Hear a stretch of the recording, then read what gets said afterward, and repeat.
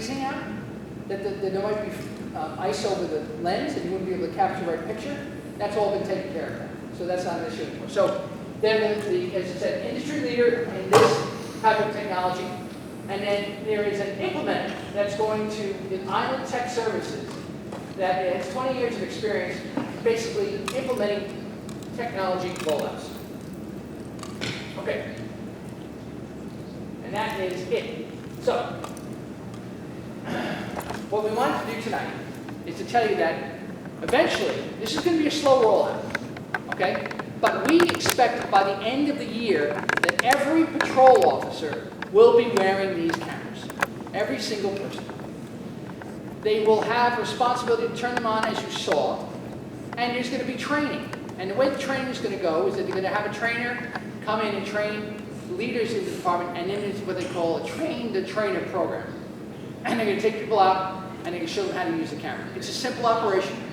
The biggest thing is what they call muscle memory, that when you get out of the patrol car, you hit it in an interaction. That you get that kind of muscle memory, so that you're trained to be able to do that. So it's just like, breathing. And that's really the ultimate design. Jim Sherry, what have I forgotten? Actually, just hit the last thing, so I wanted to make sure that everybody knows countywide by the end of the year. Yes, it's countywide by the end of the year. So, that is, in a nutshell, the program. So, now, any questions? Just want to add 2 points. Initially, when it came to the rollout, it was only determined that the program would be used in the 8th precinct, which is the Hicksville area. Legislator Bino represents the Westbury area, reached out to the police commissioner and other individuals in the administration and stated that, in order for this to be a truly successful program, we should initiate a rollout in communities that initially asked for the program, such as Almont or Westbury, legislative districts 1, 2, and 3. The fact that they changed their decision and decided to expand the program shows that this, like our Constitution, is a living document that will, evolve. We say one thing in the beginning, but if we learn better steps and better ways to improve the program, then we will do so. The administration, in fact, has also made capital requests to have more officers in the back office to help maintain the information and the tremendous amount of memory and hardware it takes to have such a program. So they're pulling all the stops out. They're pulling all the stops, to make sure that this is a successful program that any county of this size would deserve and have. And it protects everyone, our officers, our community, and I'm very thankful for it. So I'm very glad for the way this is progressing, that they are, learning, relearning, improving.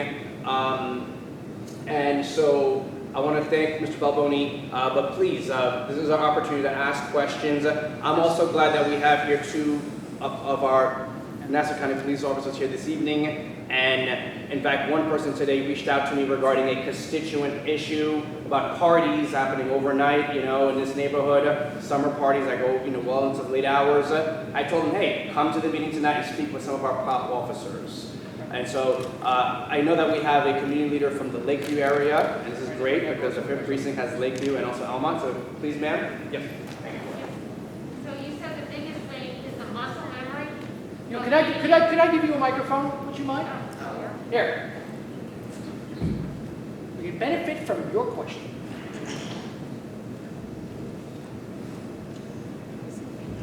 Hi. You said that the biggest thing is the muscle memory of hitting it when they need to. Like, let's say they're getting out of the car. What is the penalty or the repercussions if they don't do that? So since this is new, it's a new program, the disciplinary procedures will be based upon the other disciplinary procedures. In other words, officers have to do a lot of things, and they're required to do a lot of things. They're required to do it the right way. If they don't do it right, they're going to get retrained. If they continue to have another situation, they're going to get disciplined. And then beyond it, so it's what they call graduated discipline over time. But it's the same type of discipline that is utilized when you introduce any type of new program for the police department, where the officers have to comply. Okay. And to answer your question just clearly also, As you may recall, there was a big initiative led by the governor in which the governor wanted to make sure that all counties in New York State were engaging in some sort of process of reform. Part, we were able to secure a quarterly report from the police commissioner on all allegations of use of force and such. And in fact, we already received our first report. So there is more transparency and more accountability, and perhaps that information will trickle down to the quarterly reports that we're receiving now that we didn't receive before. So just one other point to make. Before we reach the muscle memory, there will be formalized training that GTEC, the provider of the camera, will be providing to the police department, and then the police department will train the rest of their officers. So that's going to be a multi-hour course on both the use of the camera, which is pretty simple, but the policy is probably where the majority of the training efforts will be. That importance of activating during those interactions. So there's going to be time and attention spent to ensure that that part of the policy is well understood by all the officers.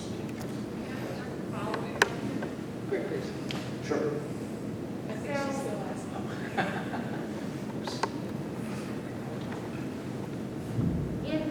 If there is evidence on the film that is retained from the officers working that is concerning, like how often is that reviewed and what is the disciplinary procedure for that? Say that they don't shoot somebody, but maybe there's discrimination or something else. So as has happened in other departments across the country, there is great value in actual interactions as a training tool, and as the details on some of this is still being worked out, but the intention is that the supervisors of the offices will be required to look at a certain percentage of film, randomly look at film to kind of assess, to audit the film and to make sure that the policy is being adhered to see if they can spot any trends that would perhaps change training going forward. But that's the intention. A lot of this has been accomplished in other jurisdictions, and those good lessons, those good practices are being baked into the plans in Nassau County. Okay, I think, Is it on? I don't think it's on, but you can hear me, no? Push the power button.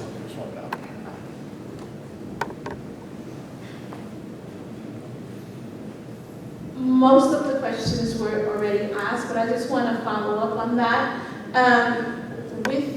I haven't seen what the rollout is going to look like as far as the wording, but is that wording of everything you said here, the implementation, the accountability, is that a part of not only the police union wording and our policies? Is that all ironed out that later on we won't say, oh, we forgot to put this in? Are there measures already in there with the PBA and also with the policy itself? All right, so there is a justice reform report that is available on a Nassau County website. Right? You can get them Yeah, so it's EO 203. The EO is for executive order, so EO 203 at NassauCountyNY.gov. But I'll answer one part of your question for Michael. The policy itself, when it is finalized, will be public facing on the county's website, and it will be available for all to see. So, I don't need the mic. So if it is an executive order, should we have another county executive? Does that mean that this can possibly be rolled back? That's a great question. The governor's law, the effect of the governor's order, the executive order, has the effect of law. Now, any subsequent legislature could change what they're doing. I think, frankly, that the legislature, both sides, legislature, bipartisan, has embraced this program and said this is something that we need to do and we need to institutionalize, which means that once you roll this out, and we're putting a lot of resources against this, it's going to be hard to pull it back and there will be no justification. And I think that there's a lot of oversight. One of the things we have to remember is that the Attorney General's office, the Department of Justice, these are all overseeing these programs. So if for some day they decided to just rip it out, I think there'd be a hue and cry against anything like that. But there is a subsequent legislature, and there will be other county executives eventually one day. So it's our democracy. But I don't see any way that this goes away. That's and I've been in government for almost 30 years now. So I couldn't imagine this ever going away. Now, we had some, yes. Jim.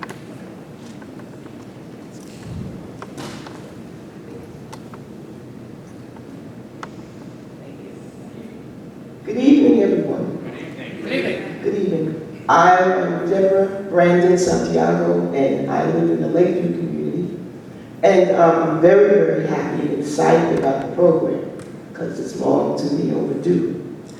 The only question I had last night, I was listening on Channel 12, and it mentioned that the police officers are going to be entitled to $3,000 a year to wear the camera. And I said, huh? Wow. I said, if it's part of their gear, should they, why is that? I'm just curious. The second question was already answered with regard to consequence if they do not want to wear the camera for whatever reason. Is it mandatory? Do they say, I won't take the $3,000 so I don't have to wear the camera? I'm just curious. Nassau County police officers are county employees. And there are various types of county employees. For example, we have many people who work hard in our parks.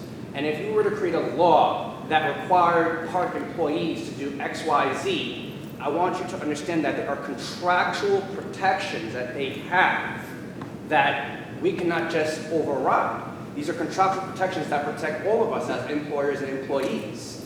And their contract states that in order for certain disciplinary measures and other measures, there has to be a negotiation process between the executive and the union.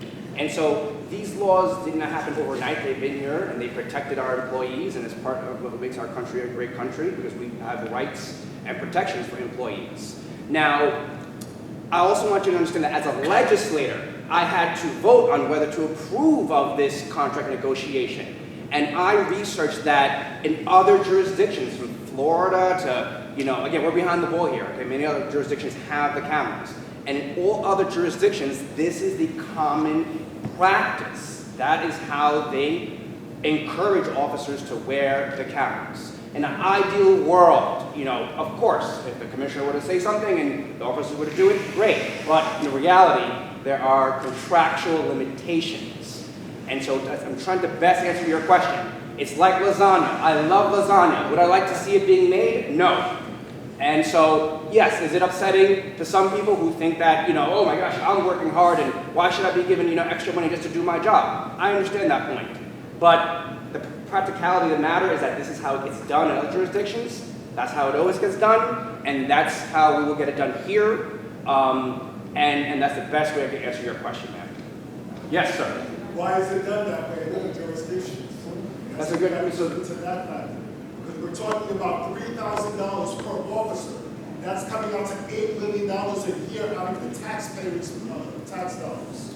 Mr. $8 million a year. So I hear what you're saying. Yes. That this is how it's done in other jurisdictions. Okay? But when I look at residents of Nassau County, I can't accept that as an answer. I understand. I want to know why is it being done that way in other jurisdictions? If everybody's jumping off the Brooklyn Bridge, should I go ahead and follow them? Not at all. Absolutely not. Not at all. However, in many of these cases in which there are no cameras, there are lawsuits in the 20 million range.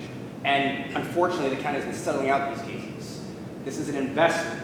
With the $8 million, we will save by far. And I know firsthand, as a defense attorney in Nassau, before I was a legislator, I saw these cases, let me tell you practically how it works out, okay? Because there are now evidentiary laws now being imposed now in New York State where the district attorney's office has to provide the footage, okay, we're not gonna wait for someone to do an audit.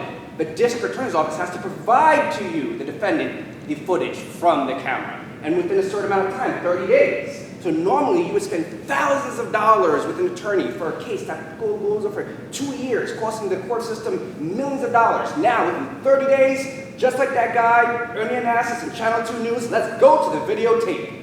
And it quickly resolves evidentiary issues, deals are made, cases are resolved, people move on with their lives.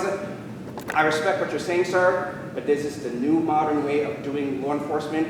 And can it improve? Yes. Will we improve? Yes. For now, this is what we have.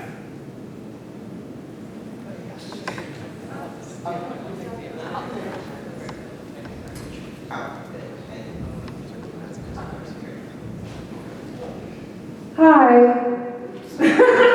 I wasn't expecting it to be this loud. I just have a question about the $3,000 thing.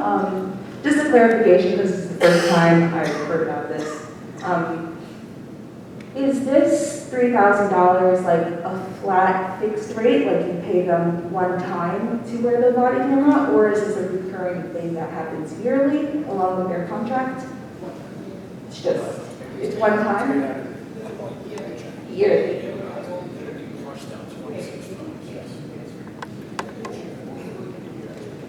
So it's my understanding, and if we will get a clarification, we don't have to. It's not a one shot, it's 3,000 added in the paychecks over the course of the